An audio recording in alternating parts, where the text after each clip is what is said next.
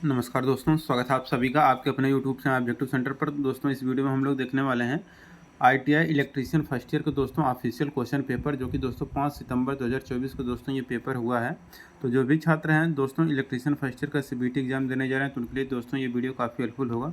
तो चलिए स्टार्ट करते हैं। यहाँ पर दोस्तों मैंने और भी सेट फर्स्ट ईयर के करा रखे हैं इलेक्ट्रीशियन के। अगर आप लोग उसको नहीं देखें तो प्ले लिस्ट जाकर चेक कर लीजिएगा, ठीक है। लिंक आपको डिस्क्रिप्शन बॉक्स में दे दिया गया है।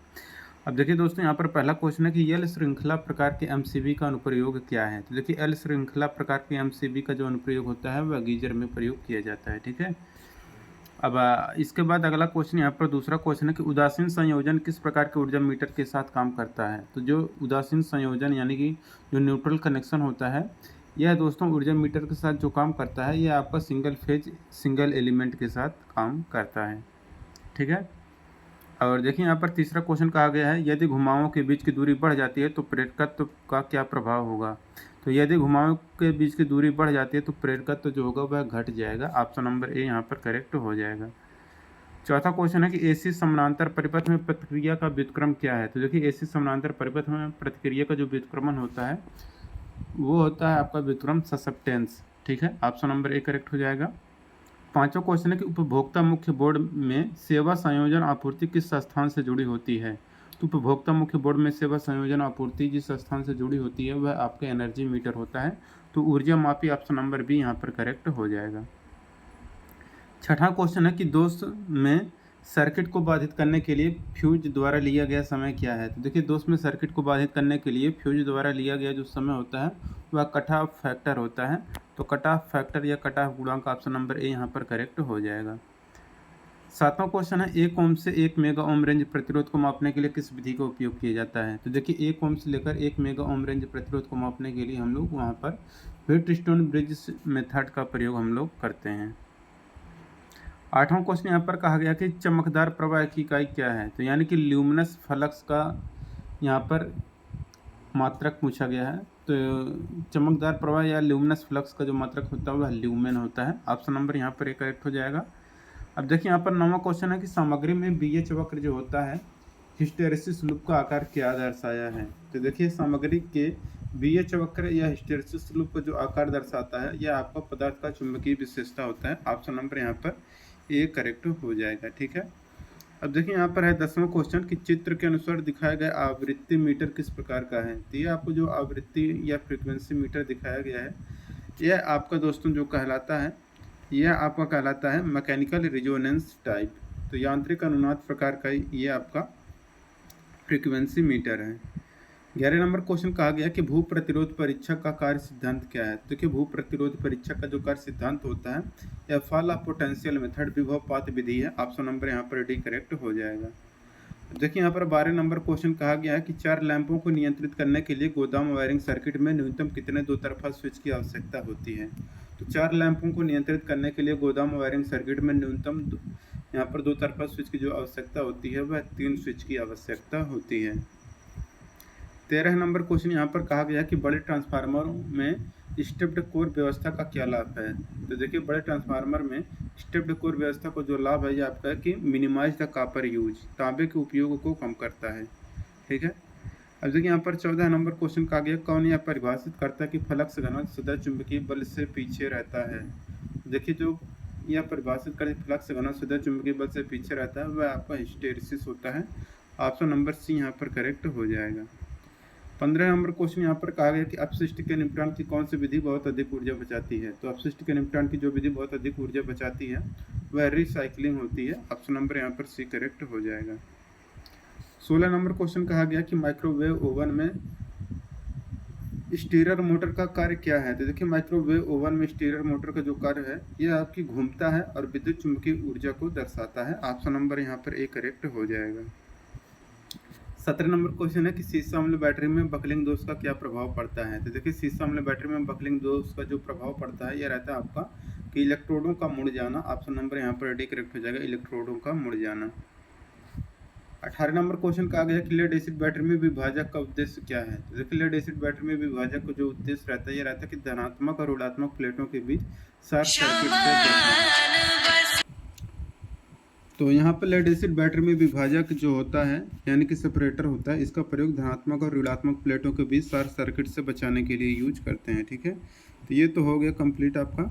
इसके बाद यहाँ पर देखिए अगला क्वेश्चन कह रहा है यहाँ पर कि यदि लाइन वोल्टेज VL है और लाइन करंट IL है तो 3 फेज प्रतिक्रियाशील शक्ति ज्ञात करने का सूत्र क्या है। तो ये होता है PR = √3 VL IL sin थीटा। ऑप्शन नंबर बी करेक्ट हो जाएगा यहाँ पे। अब देखिए यहाँ पर 20 नंबर क्वेश्चन है कि ELCB का फुल मतलब प्रयोग किस लिए करते हैं। तो देखिए ELCB यानी कि अर्थ लीकेज सर्किट ब्रेकर जो होता है, इसका प्रयोग उपकरण को लीकेज करंट से बचाने के लिए यूज करते हैं। ऑप्शन नंबर यहाँ पर सी करेक्ट हो जाएगा।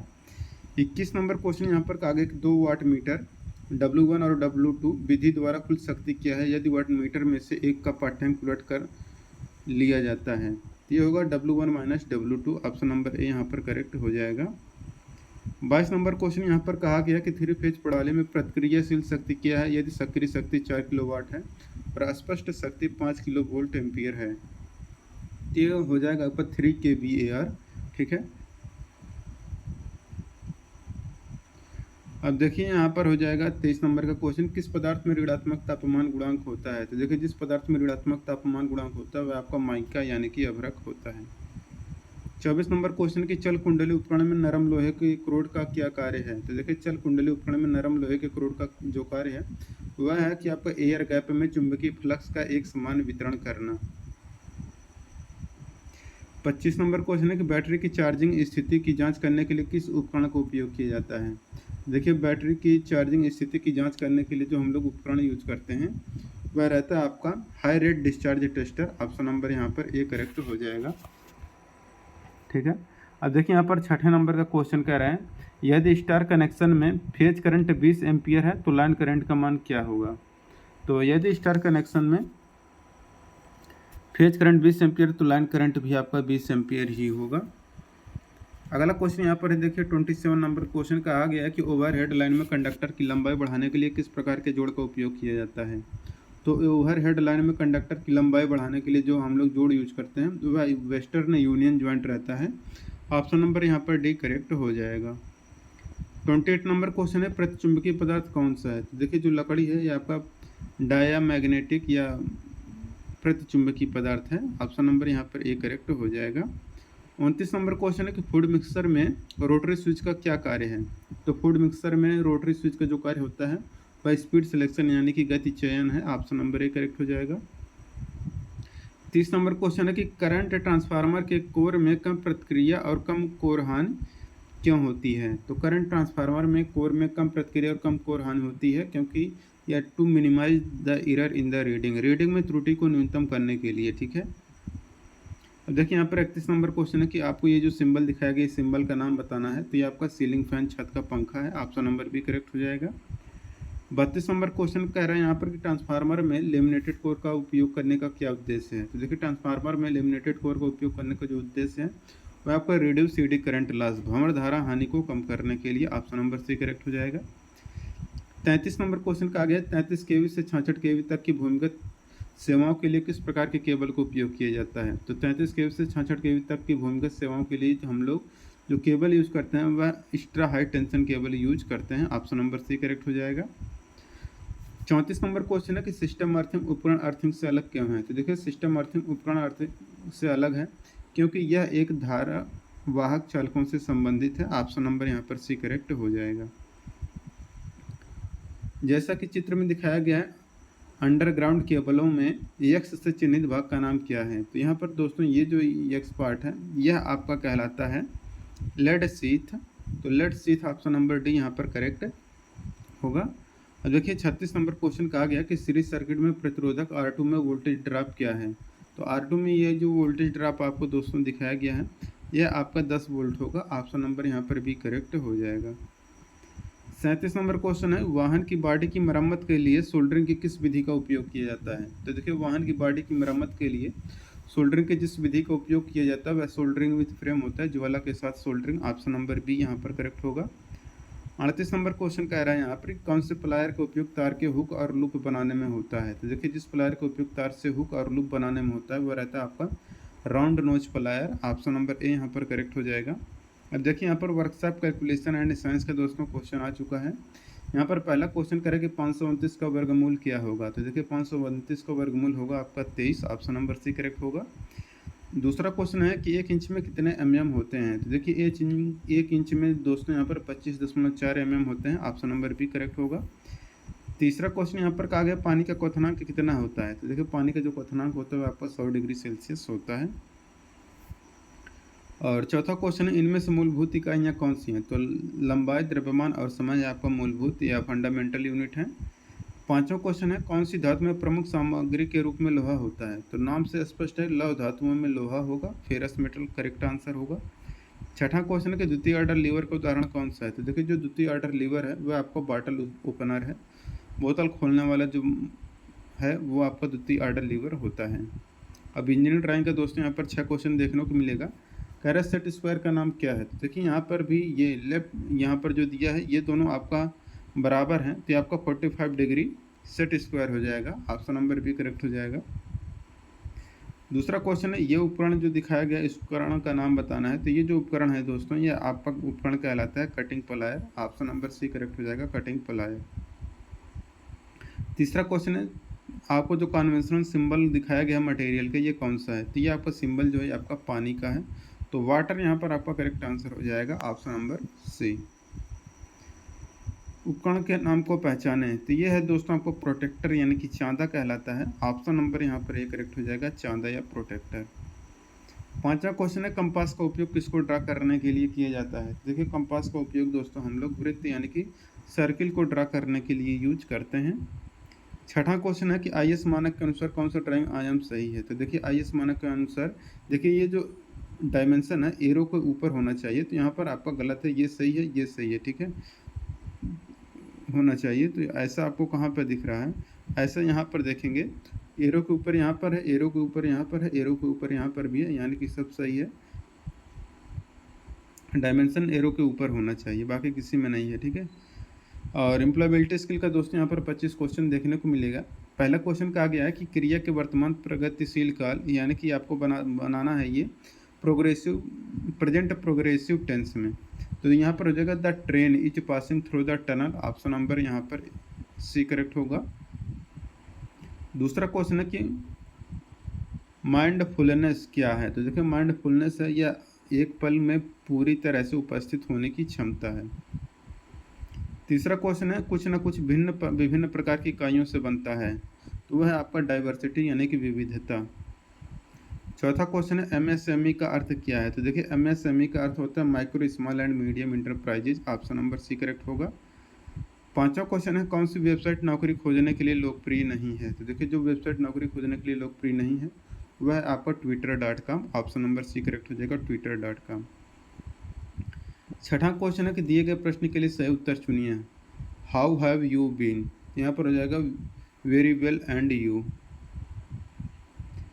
कौन सा ऑनलाइन भुगतान ऐप नहीं है, तो देखिए गूगल पे, फ़ोन पे और पेटीएम से पेमेंट हो जाता है ऑनलाइन, जबकि इंडिया पे किसी भी प्रकार का पेमेंट ऐप नहीं है।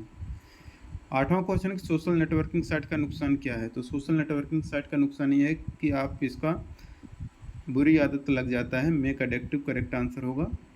नौवां क्वेश्चन कहा गया कि एक ईमेल में आप प्राप्तकर्ता का ईमेल एड्रेस, ईमेल का पता कहाँ जोड़ेंगे जिसे आप ईमेल की कॉपी भेजना चाहते हैं, तो रहता है आपका सीसी यानी कि कार्बन कॉपी। 10 नंबर क्वेश्चन नौकरी या काम में होना क्या है, तो देखिए नौकरी या काम में होना या आपका एम्प्लॉय यानी कि रोजगार है, ऑप्शन नंबर सी करेक्ट होगा। 11 नंबर क्वेश्चन यहाँ पर कहा गया कि स्प्रेडशीट को किस एक्सटेंशन के साथ सेव या सहेजा जाता है, तो स्प्रेडशीट को दोस्तों .xls एक्सटेंशन के साथ सेव किया जाता है। 12 नंबर क्वेश्चन एक रिज्यूम क्या होना चाहिए, तो देखिए एक रिज्यूम जो होना चाहिए शॉर्ट और प्रिसाइज होना चाहिए, छोटा और सटीक, ऑप्शन नंबर डी करेक्ट हो जाएगा। 13 नंबर क्वेश्चन कहा गया है यहाँ पर कि कच्चे माल की खरीदारी, मजदूरी और वेतन, किराए, बिजली आदि के भुगतान में निवेश किया गया पैसा कैसा पैसा होता है, तो आपको वर्किंग कैपिटल यानी कि कार्यशील पूंजी होता है, ऑप्शन नंबर भी करेक्ट होगा। 14 नंबर क्वेश्चन है फीडबैक किस में मदद करता है, तो फीडबैक दोस्तों आपको सेवा में सुधार करने में मदद मिलता है, क्रिया प्रणाली में संशोधित